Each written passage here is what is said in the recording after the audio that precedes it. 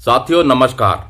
बहुत ही इम्पोर्टेंट आज की ये वीडियो है, क्योंकि आज की वीडियो में आपको दोस्तों नेशनल पेंशन सिस्टम और ओल्ड पेंशन स्कीम, इसमें एक ऑप्शन मिलता है रूल 10 के अंतर्गत, उसके बारे में जानकारी देंगे। दोस्तों, department of pension and pensioners welfare की तरफ से 25 अक्टूबर 2024 को एक ऑफिस मेमोरेंडम निकाला है, जिसका सब्जेक्ट दिया है options under rule 10 of the central civil services implementation of national pension system rules 2021 for central government employees covered under the national pension system. तो रूल 10 के बारे में समझाया गया है। क्या है? फर्स्ट पैराग्राफ है इसका।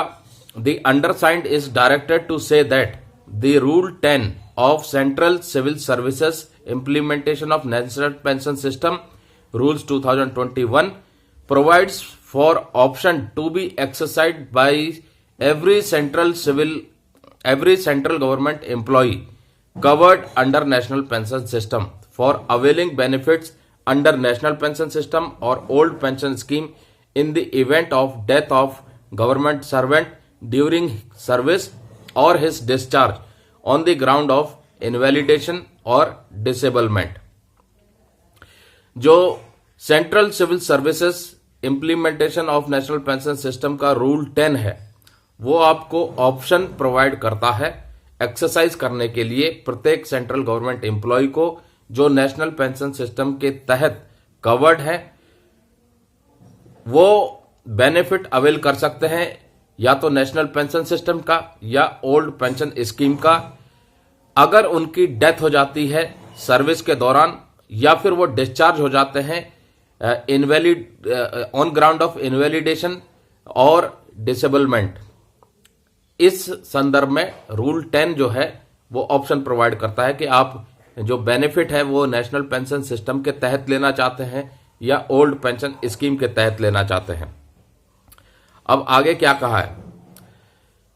At the time of joining government service exercise and option in form 1 for availing benefits under the national pension system or under the central civil services pension rules or the central civil services extraordinary pension rules in the event of his death or boarding out on account of disablement or retirement on invalidation.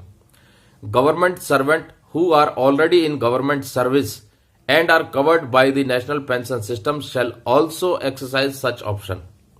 जब आप service join करते हैं तब आपको form 1 भरना होता है। किस चीज के लिए? ताकि आप जो बेनिफिट है वो अवेल कर सकें नेशनल पेंशन सिस्टम का या फिर central civil services pension rules का या central civil services extraordinary pension rules का। कब? इन द इवेंट ऑफ आपकी डेथ हो जाए या फिर आपको बोर्ड आउट कर दिया जाए डिसेबलमेंट की वजह से या इनवैलिडेशन की वजह से। तो ये उनके लिए है जो government servant already government service में है और नेशनल पेंशन सिस्टम के अंतर्गत कवर कर रखे हैं, उनको ये ऑप्शन एक्सरसाइज करना होता है।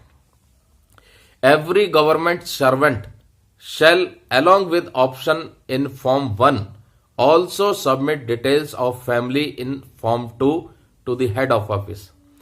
फॉर्म 1 के अलावा फॉर्म 2 में फैमिली की डिटेल्स भी वो भर के भेजेंगे। तो 2 फॉर्म है, एक फॉर्म 1 एक फॉर्म 2। तो ये डिटेल्स मांगी गई हैं। अब आगे इन्होंने लिखा है कि भाई बहुत से रिपीटेड रिमाइंडर्स और जो है लेटर दिए गए हैं, लेकिन अभी तक कंसर्न मिनिस्ट्री या कंसर्न डिपार्टमेंट ने सभी सेंट्रल गवर्नमेंट एम्प्लॉयज के फॉर्म 1 के डाटा और फॉर्म 2 के डाटा नहीं भरे हैं, तो उसको भर दें। तो दोस्तों, आपके पास ऑप्शन है रूल 10 का, जो आपको ऑप्शन प्रोवाइड करता है कि आपकी डेथ के बाद या आप डिस्चार्ज हो जाते हैं डिसेबलमेंट की वजह से या रिटायर हो जाते हैं इनवैलिडमेंट की वजह से, बोर्ड आउट कर दिए जाते हैं, तो आप कौन सी फैसिलिटी अवेल करना चाहेंगे, कौन सा बेनिफिट लेना चाहेंगे, नेशनल पेंशन सिस्टम का या ओल्ड पेंशन स्कीम का। तो ये डिटेल आपको जो है भर के जरूर भेजनी चाहिए, बहुत काम की है। तो उम्मीद करते हैं दोस्तों ये जानकारी आपको पसंद आई होगी। दोस्तों ये लेटर जो निकाला है ये 25 अक्टूबर 2024 को department of pension and pensioners welfare की तरफ से जारी किया गया है। दोस्तों बहुत सी जानकारियां ऐसी होती हैं जिनका हमें अपडेट नहीं होता और उसकी वजह से हम अपना पर्सनल बेनिफिट खो देते हैं, जो फाइनेंशियली तौर पर हमारे काम की है। बहुत सी ऐसी जानकारियां हैं, जैसे 2006 से पहले के जो कर्मचारी हैं रिटायर हुए हैं, जिनकी क्वालिफाइंग सर्विस 10 साल की नहीं है और वो डिसेबिलिटी पेंशन का केवल डिसेबिलिटी एलिमेंट ले रहे हैं, तो गवर्नमेंट ने सेंक्शन दे रखा है उनको सर्विस एलिमेंट देने का भी। अब डिसेबिलिटी पेंशन में डिसेबिलिटी एलिमेंट और सर्विस एलिमेंट दोनों काउंट होते हैं।